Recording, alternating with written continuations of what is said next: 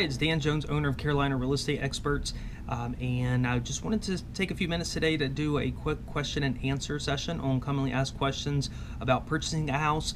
Number one, I want to say thank you for watching this video, and then number two, thank you for taking the time to interview our team of aggressive agents.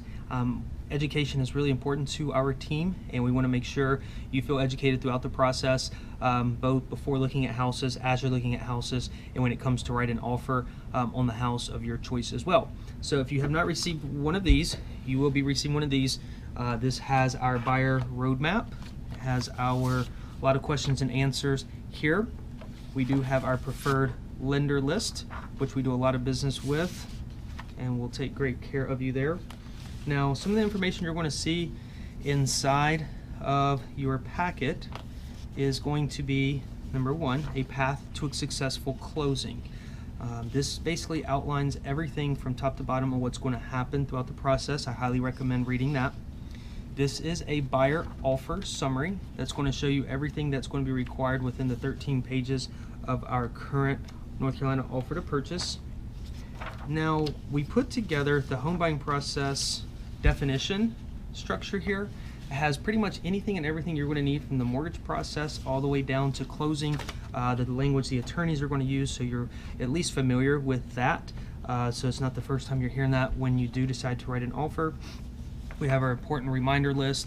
We do have two disclosures. We always like to make sure folks, we recommend getting a survey and also getting a home inspection, which most people do.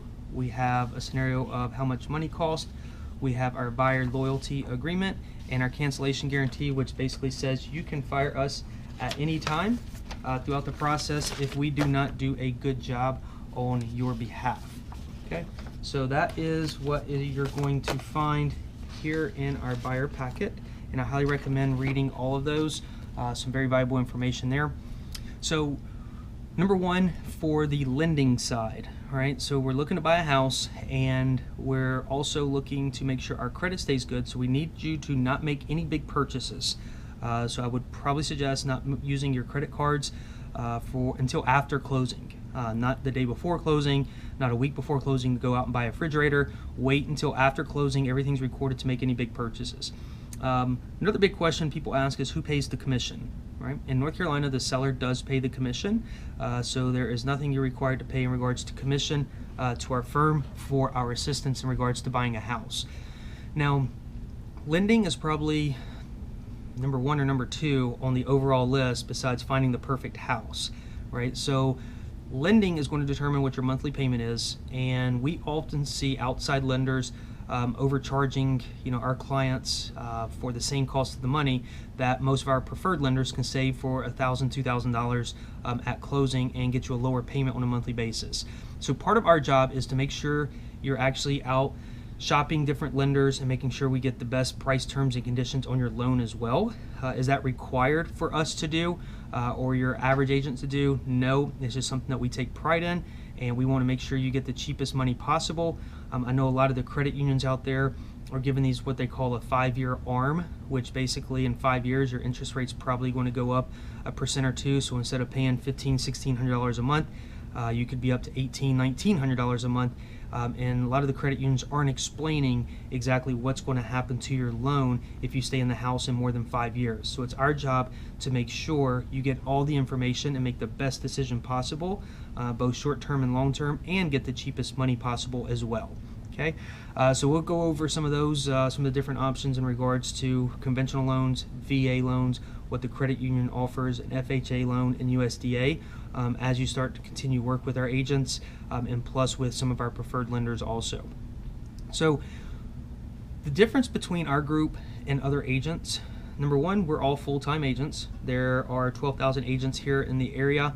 In our general Charlotte location, almost 13,000 now registered on the MLS, and the majority are part-time agents. So number one, you don't get priority access to the better deals, and number two, if something does come on the market that you would like to see, the biggest complaint that we have is there's no communication with your current agent if you're not working with us, that hey, I didn't hear back in 2 or 3 days and the home went under contract. The difference with us is we actually are a team of agents, and you have 10 possibilities to go see a property if one of our agents is not available, which is a huge asset because in this market, if you've been looking for houses for long, you know they go pretty quickly. Okay. Now, when it comes to making an offer, so we're looking at houses, we find the perfect home in the neighborhoods you're looking in. Now, what are the steps of making an offer? All right. Number one, you have it here.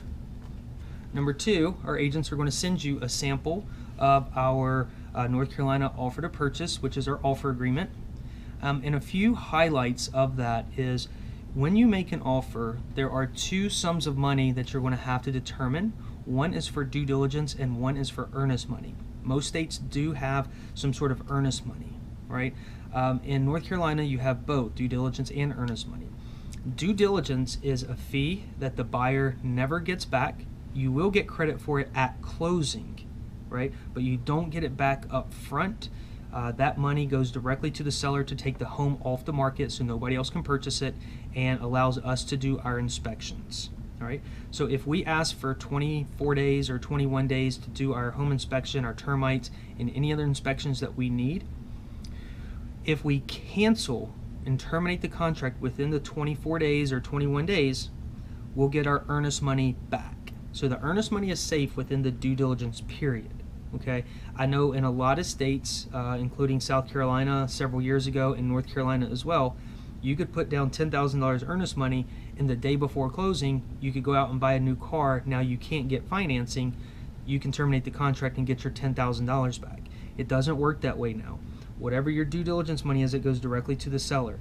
After your due diligence date, often people call it your inspection period, your due diligence period, you go over that date, you do not get your earnest money back.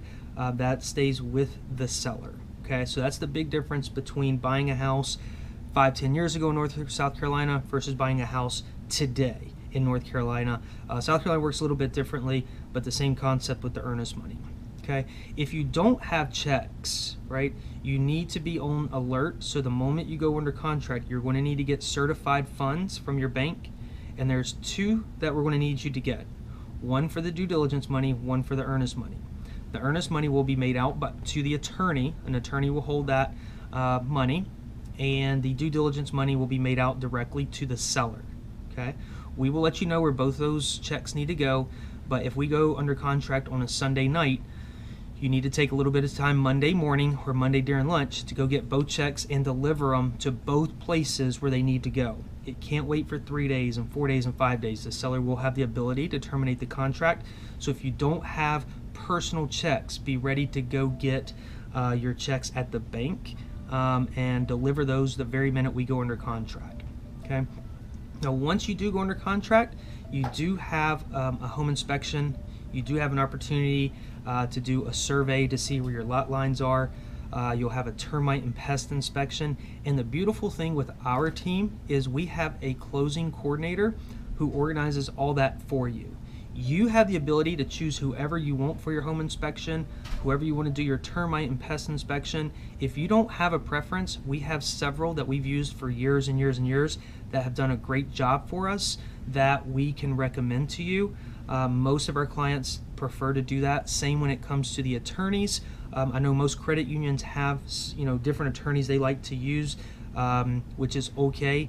But sometimes they might save $5 or $10, but you might have to drive an extra half hour outside, to save a couple of dollars. So most of the time, our clients like to go with the people we have designated closest to the area where you're buying your current house. So you don't have to drive an hour for closing.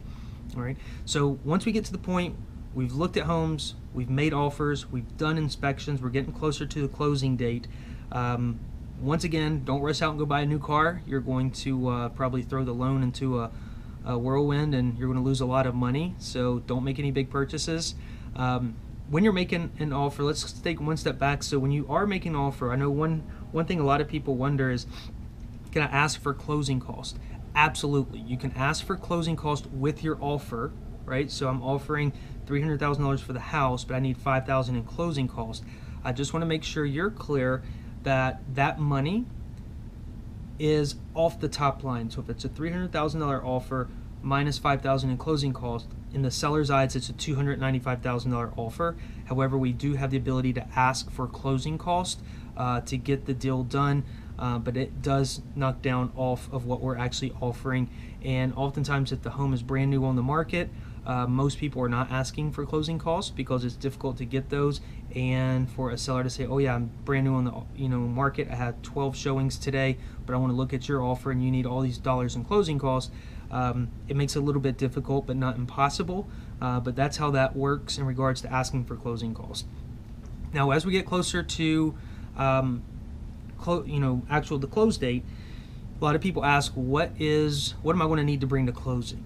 Okay, so that is a lender question. We can help you ballpark, but you absolutely need to go to your lender for kind of, not the exact amount, because they're never going to know until a day or two before closing, but they can always get you a ballpark amount. So if you need to move money around, you can start shifting money around. If you're going to wire money, you do need to do that directly with the attorney. We cannot provide any of our clients with wiring instructions for any attorney. That is something you're going to need to do directly with the attorney, and our closing coordinator will get you their contact information for wiring any sort of money. They will not accept cashier's checks or certified checks over, I think it's $500, $600 now. So all the money will need to be wired. So make sure and plan accordingly. And then finally, once we get to that close date, you're getting keys. Just remember, be flexible on the close date. I know a lot of people expect to get their keys right at closing when you sign your paperwork. That's not the case.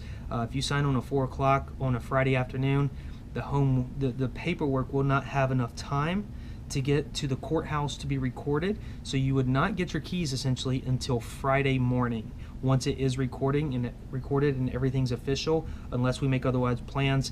And last bit of advice is, besides using our firm to buy your home and doing a killer job for you, is making sure on your close date that you are flexible. Things happen with lenders. They might need a document from your HR department at the last minute, and they might not get it. So just keep in mind to be very flexible on the close date.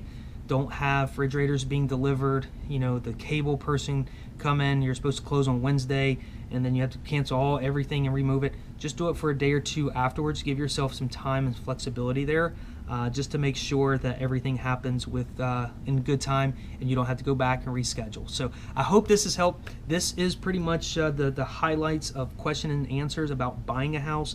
And like I said, it's very important to us that you all feel very comfortable and confident in what you're buying and who you're working with. There's a lot of part-time agents out there, and I apologize for the unprofessionalism that's out there, but we are full-time. We want you to be educated, and we care about the overall process in regards to what you're buying this house. So thank you for watching this video. Hopefully you've made it to the end. If you have made it to the end, high five, and hopefully we find you a good deal here pretty soon to get you into your new home. But have an awesome day, and look forward to meeting you in the future. Talk to you soon.